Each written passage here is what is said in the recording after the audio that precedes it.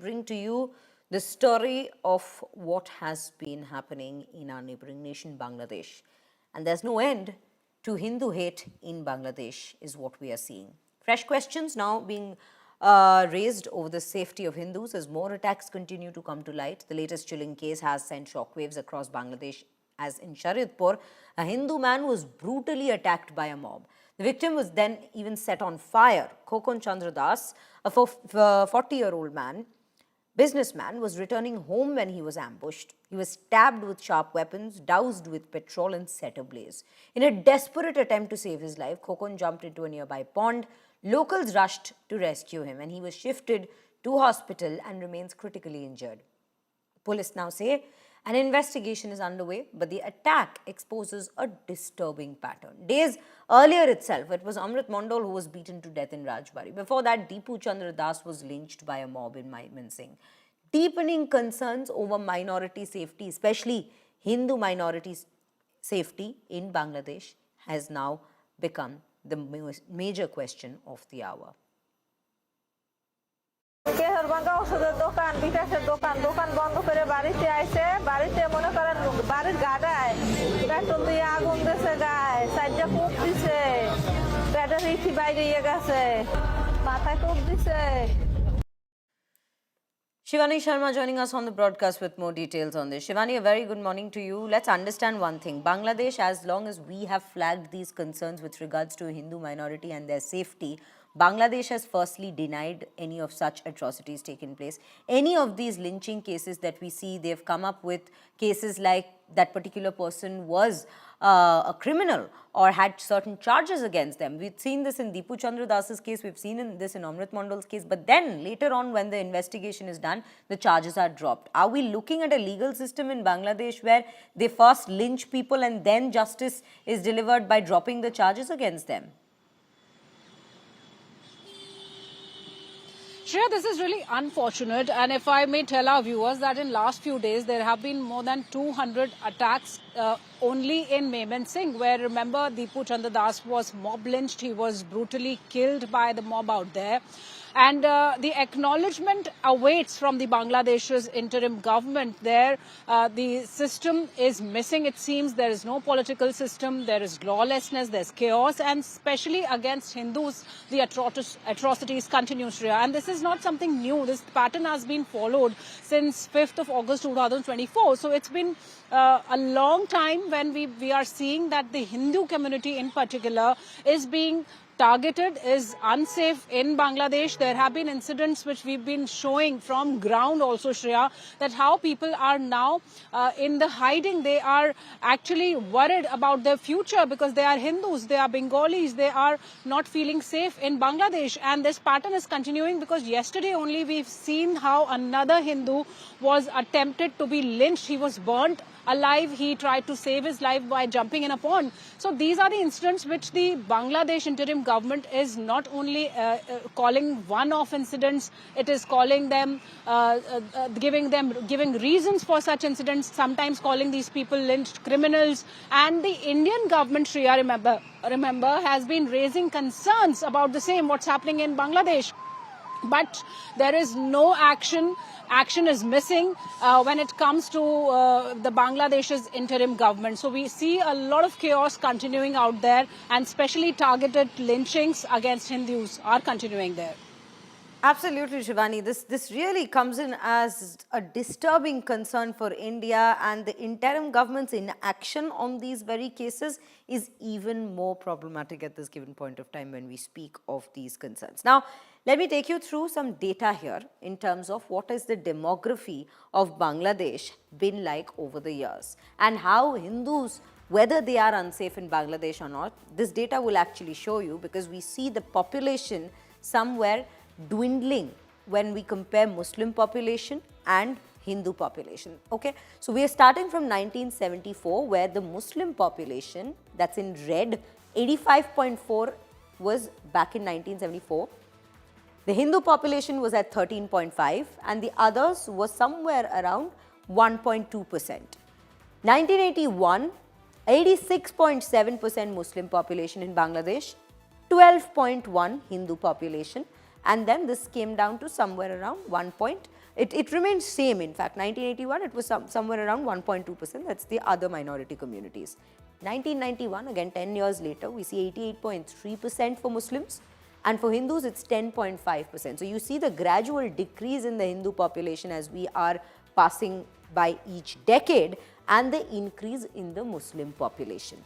Again, 2001, this is 89.6% Muslim population, 9.3%. It's already come down to a single digit by 2001. 2011, 90.4% Muslim population, 8.5% in Hindu population, and 2022, this is just 3 years back, where we see the Muslim population at 91.1% and 8% of Hindu population, and somewhere around 0.5% for others. So this has been the demography, the shift in the demography in Bangladesh when we speak of Muslim and Hindu population ratio.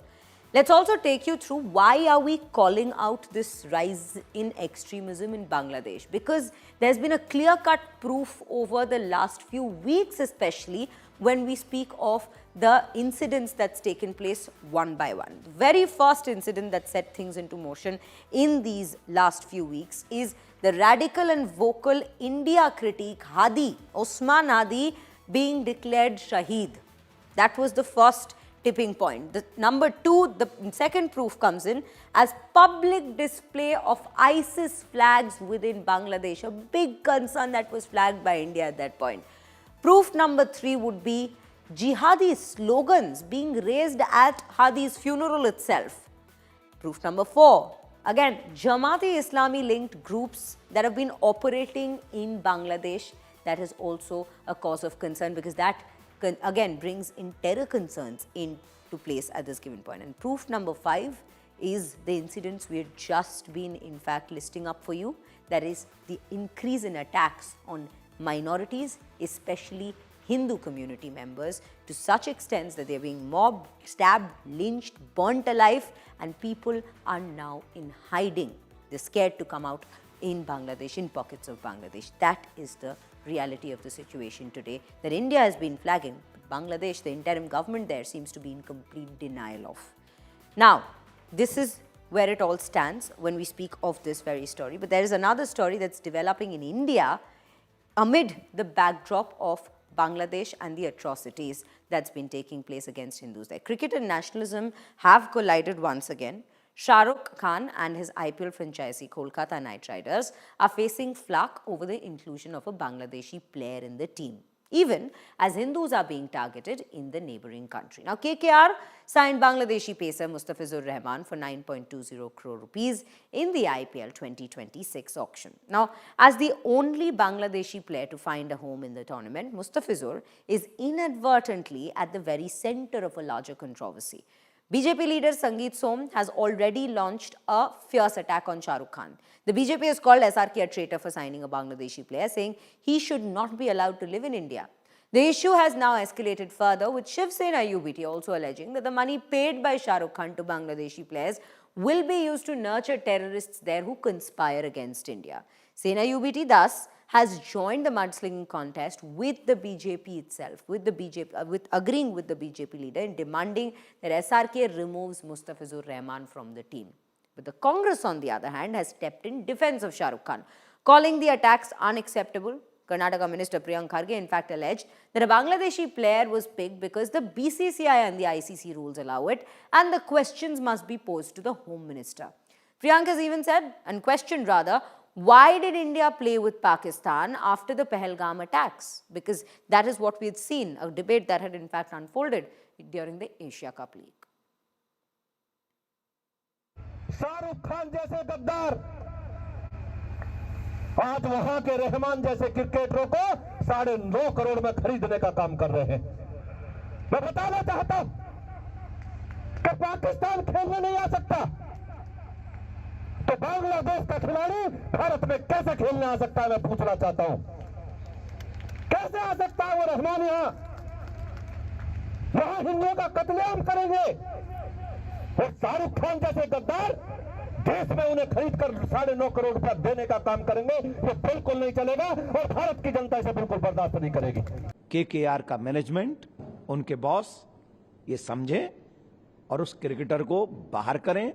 9 crore 20 lakh रुपया जो उस cricketer को दे रहे हैं, वो पैसा अगर जो बच्चे हिंदू वहां मारे जा रहे हैं, वही पैसा एज ए क्षमा, सॉरी फील करते हुए उनके रिश्तेदार अगर हिंदुस्तान में हैं तो उनके हिंदुस्तान में उन क्रिकेटर उन हिंदू बच्चों को देने चाहिए, जिससे कम से कम ये पता लग सके कि हाँ, इनकी संवेदना हम हिंदुओं के साथ में है।